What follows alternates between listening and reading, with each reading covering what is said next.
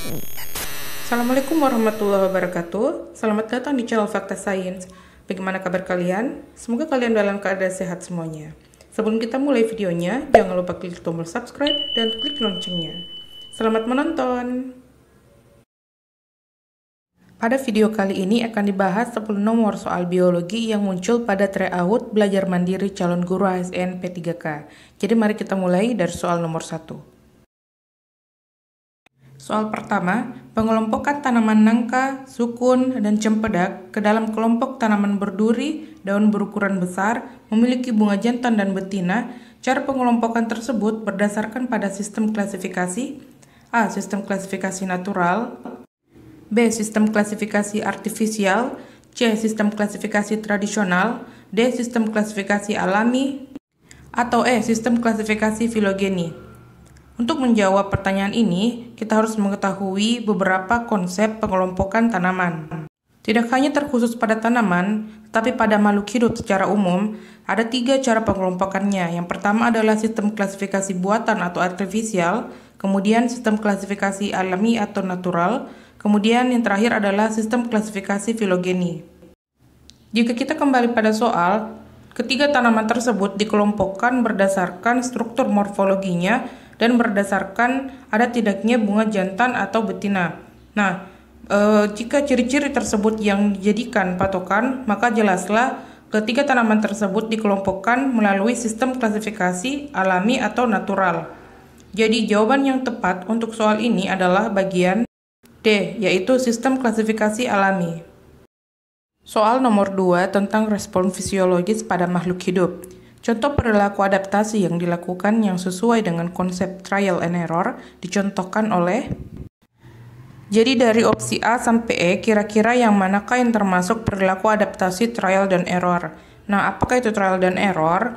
Trial dan error merupakan perilaku adaptasi di mana hewan memilih stimulus yang sesuai kebutuhan dan hewan tersebut mampu mengenali karakteristik stimulus dan lingkungan. Dari opsi A sampai E yang termasuk trial dan error itu adalah opsi bagian A, di mana tikus memilih labirin dalam mencari makanan. Tapi kita harus melihat satu persatu opsi dari E sampai dengan B. Nah, kita mulai dari opsi dari E. Opsi E, anjing yang datang ketika bel berbunyi itu merupakan classical conditioning. Kemudian yang bagian D, kemampuan hewan untuk bersosialisasi itu termasuk social behavior.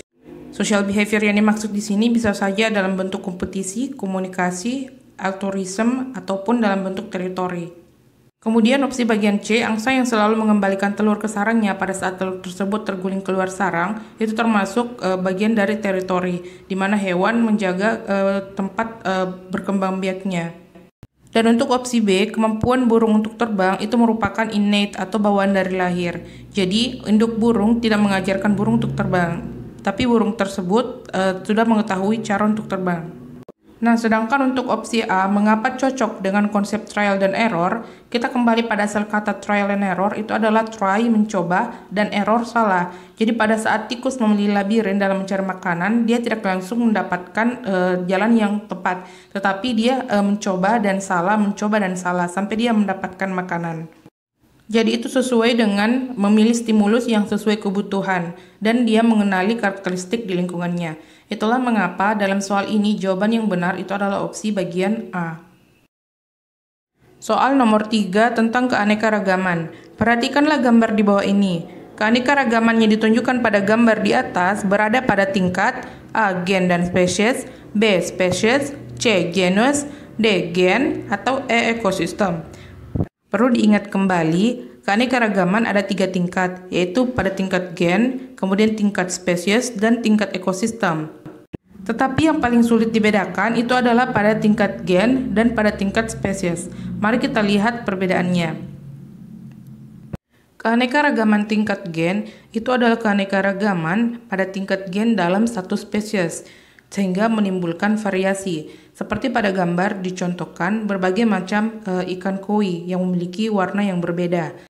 Sedangkan keanekaragaman makhluk hidup pada tingkat jenis itu adalah variasi yang terdapat pada makhluk hidup antar spesies di dalam satu famili. Ya, seperti pada gambar, itu adalah harimau, ada singa, kemudian ada kucing, kemudian ada cheetah. Mereka berasal dari famili kucing-kucingan. Jadi, mereka berada pada tingkat keanekaragaman jenis. Mari kita kembali pada soal. Jika melihat gambar, keanekaragaman yang ditunjukkan pada gambar tersebut berada pada tingkat, jawabannya adalah D, gen, karena mereka masih dalam satu spesies. Soal nomor 4 tentang ekosistem. Organisme apakah yang pertama kali hidup di sebuah ekosistem yang benar-benar rusak? A. Tumbuhan paku dan lumut. B. Alga biru dan lumut kerak. C. Rumput dan lumut kerak. D. Lumut dan alga, atau E. Lumut. Nah, untuk menjawab soal ini, mari kita lihat gambar berikut. Peristiwa yang dijelaskan pada soal merupakan suksesi primer. Jika terjadi gangguan alam dan lahan mengalami kerusakan seperti gundul dan gersang, maka yang pertama akan tumbuh atau menjadi tumbuhan pioner itu adalah alga dan lumut kerak. Alga dan lumut kerak akan membentuk endosimbion sehingga membentuk liken. Nah, alga yang dimaksud dapat berupa alga hijau ataupun alga biru. Alga biru atau biasa disebut dengan cyanobacteria. Jadi jawaban yang benar untuk soal ini yang paling tepat itu adalah opsi bagian B, yaitu alga biru dan lumut kerak. Soal nomor 5 tentang fungsi jaringan. Jaringan ikat padat memiliki fungsi A. Melekatkan otot pada tulang. B. Menjaga organ berada di tempatnya. C. Menyimpan lemak. D. Melapisi dan melindungi organ dari benturan. Atau E. Menghubungkan epitel pada organ di bawahnya. Untuk menjawab soal ini, mari kita lihat satu persatu opsi dari soal. Opsi bagian E, menghubungkan epitel pada organ di bawahnya, itu merupakan fungsi dari jaringan ikat longgar. Bagian D, melapisi dan melindungi organ dari benturan, itu adalah fungsi jaringan lemak. Kemudian menyimpan lemak, tentu saja fungsi dari jaringan lemak. Bagian B, menjaga organ berada di tempatnya, itu merupakan fungsi dari jaringan ikat longgar.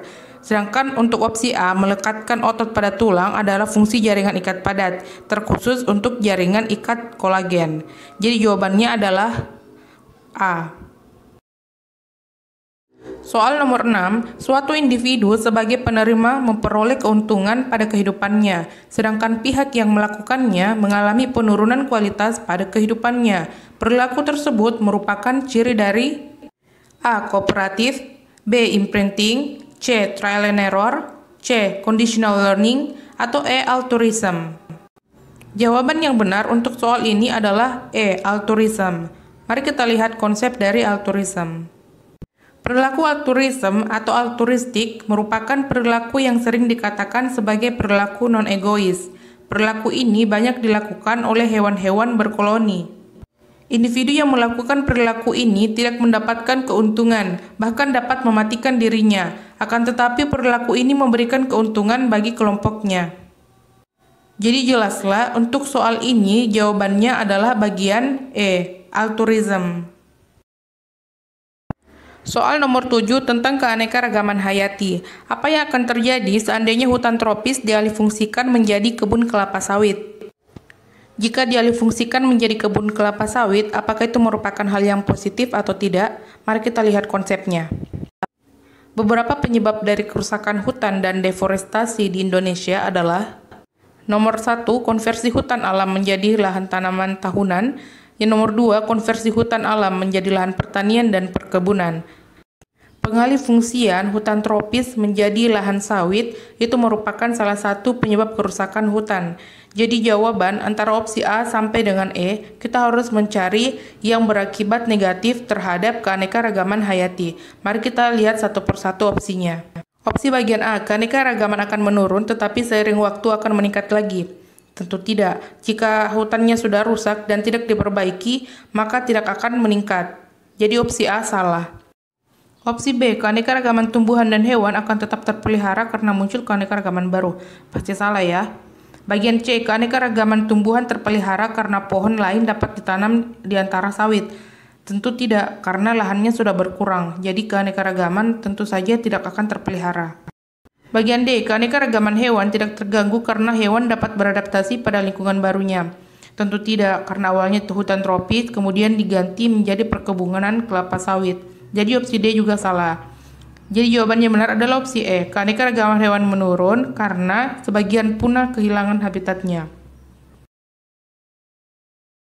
Soal nomor 8 tentang bioteknologi. Kegiatan berikut yang menggunakan prinsip kerja bioteknologi modern adalah A. Proses biokimia, B. Pemanfaatan mikroorganisme secara utuh, C. Penangkaran hewan, D. Pembuatan DNA rekombinan, atau E. Pemuliaan tanaman. Video ini pernah muncul pada video pembahasan part 1 tentang bioteknologi modern. Ciri dari bioteknologi modern, dia melibatkan rekayasa pada tingkat genetik atau pada tingkat DNA-nya. Jadi jawaban yang paling cocok. Jadi opsi yang paling benar di antara pilihan A sampai E itu adalah bagian D, pembuatan DNA rekombinan, karena melibatkan rekayasa genetik. Soal nomor 9, unsur yang dibutuhkan oleh tumbuhan untuk bahan fotosintesis dan didapat dari udara yaitu A. Karbon dan oksigen, B. Oksigen dan fosfat, C. Karbon dan nitrogen, D. Nitrogen dan oksigen, atau E. Fosfat dan nitrogen. Soal ini menurut saya sekilas terlihat mudah tapi sangat menjebak. Mari kita lihat lebih teliti soalnya. Unsur yang dibutuhkan oleh tumbuhan untuk bahan fotosintesis dan didapat dari udara. Kata kunci dari soal ini adalah unsur tersebut untuk bahan fotosintesis dan kemudian dia diperoleh dari udara, bukan dari dalam tanah. Nah, mari kita lihat konsep dari fotosintesis terlebih dahulu. Seperti yang telah diketahui, konsep dari fotosintesis itu adalah karbon dioksida dan air dengan bantuan cahaya matahari pada klorofil akan menghasilkan C6H12O6 dan O2 atau oksigen. Di sini yang menjadi bahan baku dari fotosintesis itu adalah CO2 dan H2O. Dan bahan yang didapatkan di udara itu adalah karbon dioksida, tepatnya adalah karbon dan oksigen. Sedangkan pada H2O yaitu unsur hidrogen ditemukan di dalam air, jadi tidak termasuk pada bagian opsi. Jadi mari kita kembali pada soal. Jadi menurut saya jawaban yang benar untuk soal ini adalah bagian A, karbon dan oksigen. Kita masuk pada soal nomor terakhir. Sebuah cabang yang sedang memanjang akan memiliki sifat lentur. Kelenturan tersebut disebabkan oleh kata kunci pada soal, dia terletak pada cabang yang sedang memanjang, kemudian dia memiliki sifat lentur. Nah, jika teman-teman masih mengingat materi dari struktur dan jaringan pada tumbuhan, pasti sudah mengetahui kalau ini adalah bagian dari jaringan kolenkim. Sel-sel kolenkim mengalami penebalan di sudut-sudut selnya, tidak merata pada seluruh permukaan dinding sel. Dinding selulosa yang tebal pada kolenkim menyebabkan organ bersangkutan memiliki sifat lentur. Oleh karena itu, kolenkim baik sekali untuk menopang organ yang aktif tumbuh karena sel-selnya dapat meregang untuk menyesuaikan diri dengan perpanjangan organ. Dari penjelasan berikut tentang jaringan kolenkim, kita dapat mengetahui jawaban dari soal ini itu adalah pada bagian A, yaitu penebalan pada sudut sel dan selulosa yang tebal pada dinding sel. Jadi jawabannya adalah A. Itulah tadi 10 soal yang kita bahas yang muncul pada tryout biologi. Jadi semua soal yang ditampilkan dalam video ini adalah murni soal yang muncul pada tryout biologi. Jika ada penjelasan yang salah atau jawaban yang salah ataupun masih perlu diluruskan, silakan tulis komentar kalian di bawah. Sebelum mengakhiri video, ada baiknya kita menjawab kuis. Jadi ada 2 kuis yang harus dijawab di akhir video ini. Soal yang pertama adalah jumlah kromosom manusia adalah 46 buah. Terdapat pada apakah sel telur, sel gamet, organ reproduksi, sel somatis, atau spermatozoid atau sel telur. Soal ini pernah muncul di video-video sebelumnya, jadi yang sudah nonton video sebelumnya pasti tahu jawabannya. Nah, sekarang untuk soal nomor 2. Dalam sebuah populasi predator, terdapat jumlah mangsa yang terbatas jumlahnya. Interaksi yang terjadi di tingkat populasi tersebut adalah apakah A. Predasi, B. Simbiosis, C. Parasitisme, D. Antibiosis, atau E. Kompetisi. Silakan tulis jawaban kalian di kolom komentar. Terima kasih telah setia bersama channel Fakta Sains. Jika kalian menyukai video ini, jangan lupa klik tombol like dan share ke teman-teman kalian. Sampai jumpa di video selanjutnya.